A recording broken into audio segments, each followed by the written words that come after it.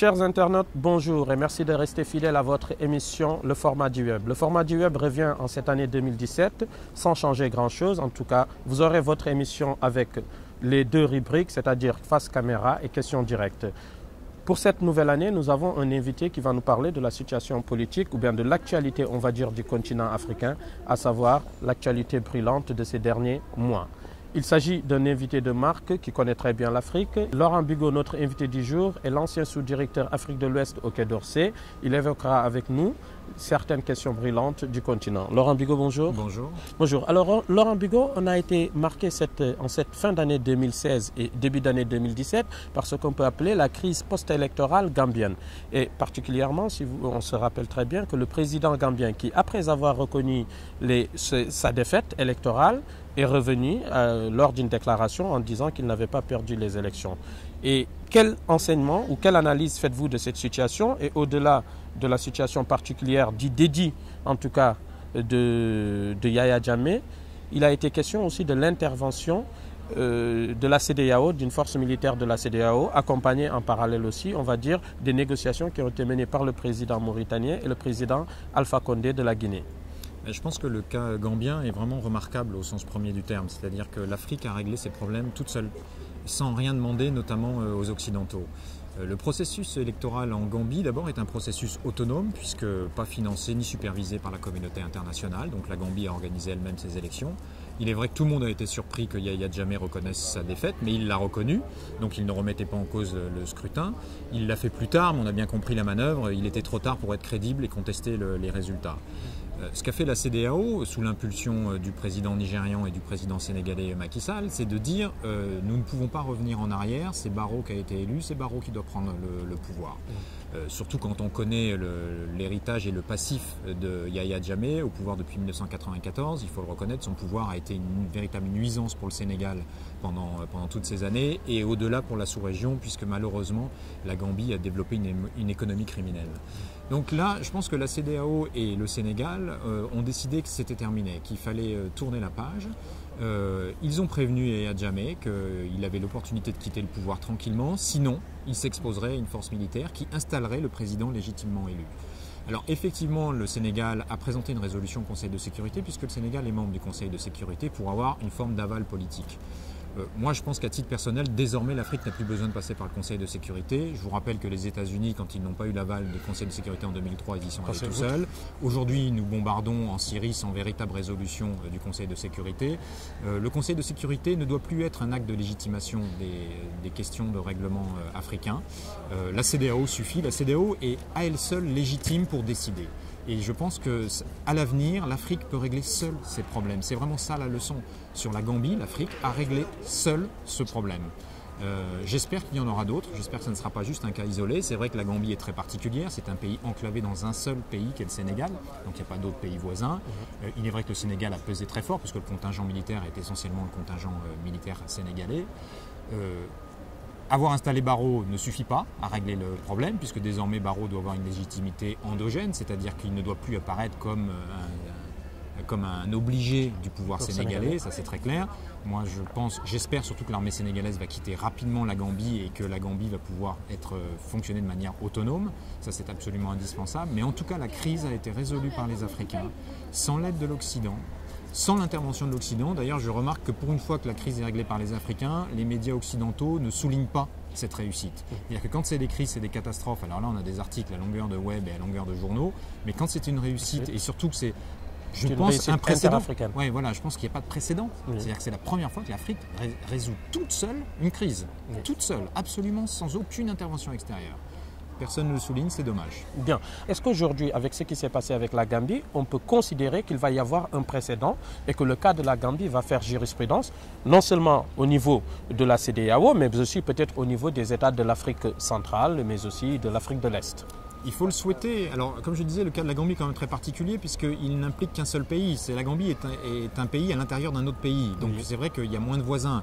Quand on pense à d'autres pays d'Afrique centrale, c'est plus complexe. La géographie est plus complexe. Mais c'est un bon exemple. C'est un bon exemple. Et surtout, on se rend compte à quel point l'intervention de l'Occident ou des Nations Unies pollue le dossier.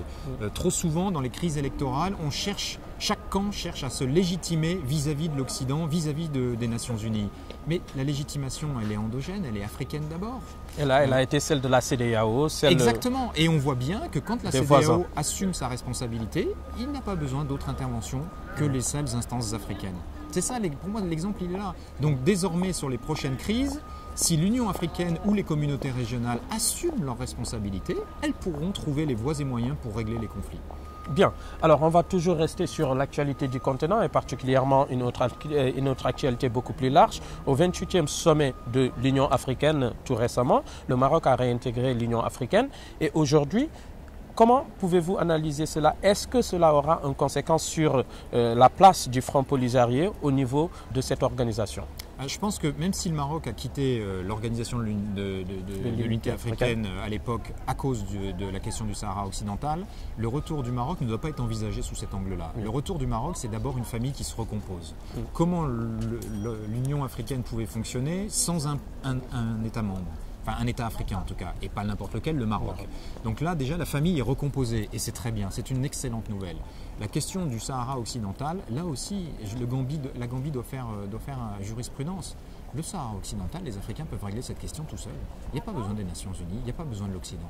Si l'Union africaine assume sa responsabilité pleine et entière, je pense que les voies et moyens sont d'abord en Afrique pour régler cette question. Et la position de l'Union africaine a toujours été claire sur cette position, sur la question du Sahara. Oui, clair. Ça dépend aussi de certains des membres de l'Union africaine, donc je pense que le débat est ouvert. Je ne connais pas la solution à la question du Sahara occidental, mais si l'Union africaine prend en charge ce dossier, je suis sûr qu'on trouvera des solutions. Il n'est nul besoin de passer par les Nations Unies, il n'est nul besoin de passer par une caution extérieure au continent africain. Le continent africain a vraiment les ressources pour régler ça. Désormais, le Maroc est au sein de l'Union africaine. Donc tout le monde est là autour de la table pour discuter de ce problème-là. Mais le retour du Maroc, c'est autre chose. C'est aussi le Maroc qui va participer de manière pleine et entière au fonctionnement de l'Union africaine, au traitement des crises et apportera sa contribution à la prospective et la vision de ce que doit être l'Afrique dans 10 ans ou 15 ans. Certains reprochent au Maroc, ou en tout cas considèrent que peut-être le Maroc ne vient que dans le cadre de l'aspect économique. Est-ce qu'on peut réduire le retour du Maroc par rapport à une vision purement économique, une stratégie de développement économique? Je pense que c'est une erreur parce que le volet économique, à mon avis, le Maroc pouvait continuer à le développer sans réintégrer l'Union africaine. La réintégration de l'Union africaine est d'abord un geste politique très fort, très très fort. Et il souligne l'ambition du roi Mohamed VI, une ambition africaine, tout simplement. Pour moi, c'est d'abord un geste politique. Bien. Alors, on va continuer toujours sur cette question, en tout cas des organisations africaines qui essayent de gérer les problèmes politiques. On sait très bien que votre position, peut-être vous a valu votre poste sur la situation, on va dire, en Afrique de l'Ouest, mais aussi dans la zone sahélo-sahélienne par rapport à l'intervention française au Mali. Est-ce qu'aujourd'hui, on peut avoir une organisation africaine qui sera capable d'intervenir, on ne le souhaite pas, mais s'il y a besoin, sur le continent africain pour que d'autres ne puissent pas intervenir, comme ce qui s'est passé en Libye et les conséquences désastreuses que cela a eu au Mali? Bien sûr, et tout le monde dit oui, mais l'Union africaine et les pays africains n'ont pas les capacités militaires, etc. etc. Je suis désolé, je ne suis pas du tout d'accord avec ce constat, parce que quand il y a une volonté politique, les capacités militaires sont là. Le Tchad est un très bon exemple. Le Tchad est un très bon exemple. Idriss Déby a une volonté d'avoir une armée efficace, il l'a démontré. Il a constitué une armée efficace. Et il l'a démontré sur le terrain. Donc les autres États qui n'ont pas d'armée efficace, il faut interroger la volonté politique des dirigeants de se créer cette armée efficace. Et pour l'Union africaine, c'est exactement pareil. Si l'Union africaine a vraiment la volonté politique de créer les moyens de l'intervention, elle les créera. Aujourd'hui, le problème, c'est que la fameuse force africaine en attente, elle est pilotée par l'Union européenne. C'est-à-dire que l'Union européenne met de l'argent là-dedans. Tant que l'Union européenne sera là, ça ne marchera jamais. Parce que ça, c'est vraiment un instrument de souveraineté africain. Est-ce que les Africains participent au fonctionnement des armées européennes? Bien sûr que non. Ça paraîtrait totalement incongru. Mais dans l'autre sens, les gens considèrent que c'est normal. Mais non, c'est tout aussi incongru. Bien sûr. Alors, pareil, on va rester toujours sur ce point-là parce qu'il y a un élément intéressant. Vous avez donné l'exemple du Tchad. Est-ce que ce n'est peut-être pas un hasard si c'est l'ancien ministre des Affaires étrangères du Tchad qui a pris le mandat face à Abdoulaye Bathily pour la Commission de la paix et sécurité de l'Union africaine? Est-ce qu'on a choisi l'option, c'est-à-dire peut-être militaire, par rapport à l'option, on va dire, purement diplomatique? Il y avait plusieurs candidats. Il y a aussi beaucoup plus de considérations que celle-ci. Vous savez que l'Algérie est un membre très influent de l'Union africaine, que l'Algérie n'était pas du tout favorable à la candidature de Bathily.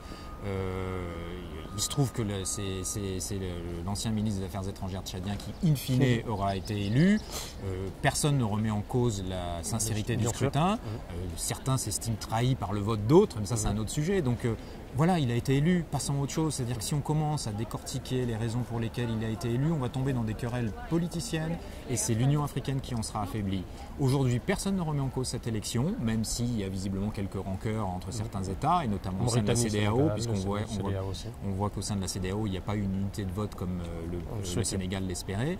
Mais passons au-delà. Passons au-delà. J'ai lu aussi dans la presse que c'était une défaite pour le président Macky Sall. Mais non, mais on ne gagne pas à tous les coups. Il a présenté un candidat, il l'a défendu honnêtement. Ils se sont donné les moyens, ils n'ont pas gagné. C'est pas grave. L'Union africaine en sort vainqueur de toute façon. Bien sûr. Bien, alors on a fini, on va dire, la première rubrique question directe. Maintenant, nous avons passé à notre seconde rubrique qui s'appelle Face Caméra. Donc, c'est vous qui choisissez ce que vous avez envie de dire à la jeunesse africaine, à la jeunesse du monde, et pas forcément qu'à la jeunesse, mais à votre dernier mot peut-être, Face Caméra. Si je devais m'adresser au continent africain, c'est vrai que je m'adresserais plutôt à sa jeunesse, puisqu'elle constitue plus de 70% de la population. Et j'ai juste envie de dire un mot à la jeunesse africaine, c'est vous qui avez le pouvoir. C'est vous qui avez le pouvoir. Ne vous faites pas raconter des histoires par quiconque, ni la classe politique, ni l'Occident, ni les Nations Unies. C'est vous qui avez le pouvoir. Faites-en ce que vous voulez. Et vous aurez le destin que vous méritez, que vous aurez décidé de créer. Alors bon courage. Bien, merci Laurent Bigot de nous avoir consacré une partie de votre temps. Chers internautes, merci. C'était votre émission Le Format du Web. On finit avec ces mots, en tout cas de Laurent Bigot, qui demande à la jeunesse africaine de saisir le pouvoir parce que c'est eux qui ont le pouvoir. C'est en ces termes qu'on finit cette émission et on vous donne rendez-vous au mois prochain. N'oubliez pas toujours de commenter, de publier et de liker. Merci. Au revoir.